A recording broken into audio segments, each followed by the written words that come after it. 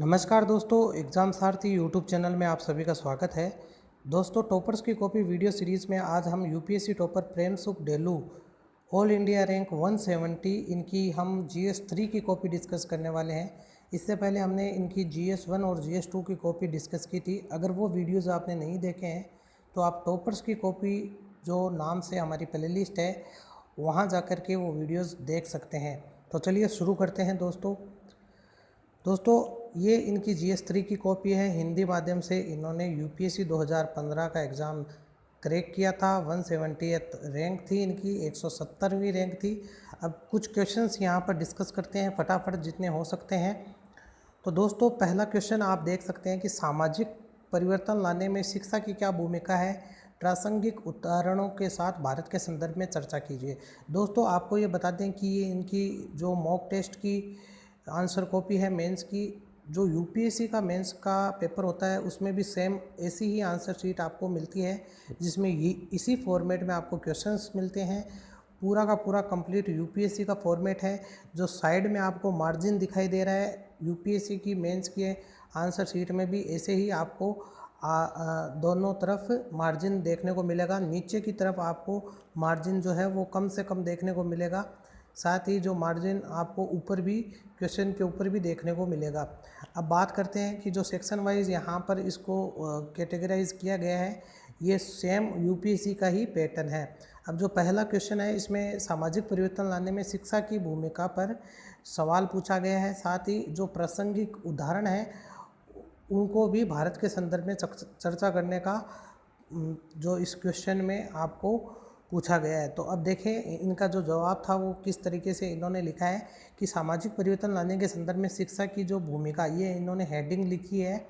आगे देखें कि समाज की विभिन्न बुराइयों की जड़ अशिक्षा है तथा शिक्षा को व्यापकता प्रदान करने का समाज के विभिन्न अंधविश्वासों और रूढ़िवादियों को दूर किया जा सकता है। इसके अलावा समाज में वंचित तबकों अथवा दलित पिछड़ों के प्रति फैले जो पूर्वाग्रहों से को शिक्षा के माध्यम से दूर किया जा सकता है। इसके अलावा समाज में शिक्षा के प्रसार से जातिवाद टूटने के विभिन्न उदाहरण जो है का भाग जो है शहरी जीवन में देख सकते हैं आप। उदाहरण के तौर पर जहाँ पर क्या है, जाति बंधन कमज़ोर है। इसके अलावा शिक्षा बढ़ने के साथ ही अंतर्जातीय विवाह, सगोत्र विवाह भी हमें बढ़े हुए दिखाई देते हैं। आगे लिखा है कि शिक्षा जनजागरूकता बढ़ने से सती प्रथा, नाता प्रथा जैसे कुछ अपराध जो है घटे हैं।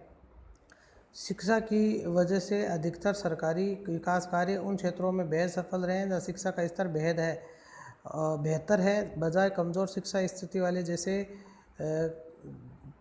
प्रदेशों में या क्षेत्रों में ज़्यादा सफल बिहार की तुलना में ज़्यादा सफल है। जैसे मतलब कि केरला जो है बिहार की तुलना में ज़्यादा सफल है, ये उदाहरण के तौर पर इन्होंने बताया है। तो इसमें और भी आंसर जो है 150 शब्दों में पूछा गया है, तो आपको 150 शब्दों में लिखना है।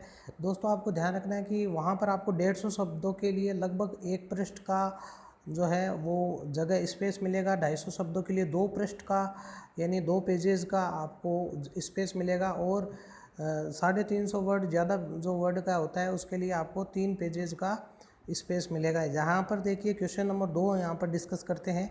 जहाँ निजी गुणों की जड़ें व्याधिग्रस्त होती हैं वहाँ सार्वजनिक सत्यनिष्ठता का लाभ प्रतिफल नहीं मिलता है, बल्कि इसका पतन होता है। भारत में सिविल सेवाओं के संदर्भ में इस कथन पर चर्चा करनी है, यानी निजी जो सद्गुण हैं उनकी जड़ें व्याधिग्रस्त होती है और वहाँ सार्वजनिक सत्यनिष्ठता यानी पब्लिक प्रोबिटी का लाभ प्रतिफल नहीं मिलता है। तो सार्वजनिक सत्यनिष्ठता का अर्थ है अपने सार्वजनिक अधिकार कर्तव्यों का ईमानदारी पूर्वक निर्वाह करना। अतः हम देखते हैं कि सत्यनिष्ठा की जड़ें ईमानदारी, दया, संवेदनशीलता जैसे सद्गुणों से जुड़ी हुई है। अतः हमें अनेक जो उदाहरणों के रूप में पाते हैं कि जहाँ व्यक्तिगत सद्गुण कमज़ोर होते हैं वहाँ पर सार्वजनिक सत्यनिष्ठा भी कमज़ोर होती है, क्योंकि सार्वजनिक पदों पर बैठे लोग भी तो उसी समाज का हिस्सा होंगे। साथ ही सार्वजनिक सत्यनिष्ठा को प्रेरित करने वाले नियम कानून कायदों के साथ साथ अंतरात्मा भी महत्वपूर्ण होती है। निजी सद्गुणों के अभाव में अंतरात्मा तो कमज़ोर होगी। अतः ऐसी परिस्थिति भारतीय सिविल सेवा में के संदर्भ में देखें तो हम पाते हैं कि देश के विकास में इस सेवा का महत्वपूर्ण योगदान रहा है। लेकिन इस संस्था के जो स्वरूप के संदर्भ में जो है कई बार हम एक औपनिवेशिक मानसिकता कमज़ोर वर्गों के प्रति जो है असंवेदनशीलता कार्यक्रमिक जो एक तरीके से तटस्थता उदासीन रवैया सब चलता है वाला रवैया भ्रष्टाचार भाई भतीजावार लाल फीताशाही हमें देखने को मिलती है। अतः ऐसे संदर्भ में हमें एक उचित प्रतिफल के ऐसा नहीं कर सकते। अतः पहले हमें विभिन्न प्रशिक्षणों मोटिवेशन भर्ती प्रक्रिया के माध्यम से मनोवर्ती परिवर्तन की तरफ ध्यान देना होगा। इन्हें उच्च मानवीय गुणों देशभक्ति से भरना होगा। तो इस तरीके से इन्होंने जवाब लिखा। अब आप क्वेश्चंस देखें। राजनीतिक अभिव्यक्ति से आप क्या समझते हैं? किसी व्यक्ति में राजनीतिक अभिव्यक्ति के निर्माणकारी कारक कौन से हैं? इसी तरीके से आप इसका जवाब जो है पीडीएफ में देख लेना किस तरीके से इन्होंने जवाब दिया है और क्या आप अपनी तरफ से जवाब लिख सकते हैं। एक क्वेश्चन और देखिए कि राजनयिक संबंधों पर आधारित वियना अभिसमय राजनयिक और उनके परिवारों के सदस्यों की गतिविधियों को व्यापक सुरक्षा प्रदान करता है। इस प्रकार की व्यापक सुरक्षा प्रदान किए जाने से उत्पन्न होने वाली नैतिक समस्याएं कौन सी है? इन समस्याओं के समाधान हेतु आपके क्या सुझाव है? तो इसका जवाब भी आप पढ़ सकते हैं। बहुत ही अच्छा जवाब इन्होंने लिखा है। आप खुद से अपना जवाब लिखने का प्रयास करें। पीडीएफ को डाउनलोड करके अलग से अपने आंसर्स लिखने का प्रयास करें, फिर मैच करें कि इनसे तुलना करें कि आप किस तरीके से आपने इसकी तुलना में कितना अच्छा क्वेश्चन का जवाब दिया है या आपका थोड़ा कमज़ोर है जवाब। अब आगे देखिए।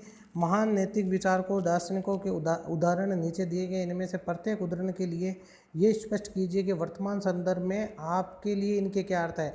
यानी जो विचारक दार्शनिक है उनके उदाहरण है, जैसे कि हृदय को शिक्षित किए बिना केवल मस्तिष्क को शिक्षा प्रदान करना कोई शिक्षा नहीं है। यह अरस्तु ने कहा था। तो अरस्तु के ने जो कहा था उसकी जो वर्तमान में आप संदर्भ में इसके क्या अर्थ है कि हृदय को शिक्षित किए बिना अगर हम केवल मस्तिष्क को अपने दिमाग को ट्रेंड कर लें, शिक्षा प्रदान कर लें, लेकिन हमारे अंदर जो है उस शिक्षा को हम व्यवहारिक तौर पर अगर लागू नहीं कर पाते हैं तो इस तरीके से उस शिक्षा का कोई महत्व नहीं है। तो इस संदर्भ में आप लिख सकते हैं कि केवल शिक्षा को इस तरीके से अब्जॉर्व करना जिस तरीके से आप केवल उसको अपने फ़ायदे के लिए यूज कर सकते हो, दूसरों के भले के लिए अगर उस शिक्षा का उपयोग नहीं कर सकते हैं, आप व्यवहारिक जीवन में उस शिक्षा का उपयोग नहीं कर सकते हैं जो आपने सीखा है, तो उस शिक्षा का कोई महत्व नहीं है। इस संदर्भ में आप इस तरीके से इसका जवाब विस्तृत रूप में लिख सकते थे। तो दोस्तों ये थे कुछ क्वेश्चंस हमने डिस्कस किए। आप पीडीएफ डाउनलोड कर लीजिए, सारे क्वेश्चंस का जवाब आप खुद से लिखिए। उसके बाद आप प्रेमसुख डेलो जी के जो आंसर्स हैं उनसे तुलना कीजिए और फिर देखें कि आपका क्या लेवल है, आप उस लेवल पर क्वेश्चंस का जवाब लिख सकते हैं क्या, आपकी क्या विश्लेषणात्मक क्षमता है, और उसी के हिसाब से आप अपने आंसर राइटिंग स्किल को सुधार सकते हैं। दोस्तों वीडियो पसंद आया तो इसे लाइक करें, शेयर करें, हमारे चैनल को सब्सक्राइब करें। दोस्तों आने वाले वीडियो में हम यूपीएससी के जो टॉपर्स रहे हैं 2019 के, उनकी भी आंसर कॉपीज़ आपके साथ डिस्कस करने वाले हैं, इसलिए हमारे चैनल को सब्सक्राइब कर लें। जल्दी ही इनकी GS4 की कॉपी हम डिस्कस करेंगे और वीडियो आपको जल्दी ही मिलेगा। धन्यवाद।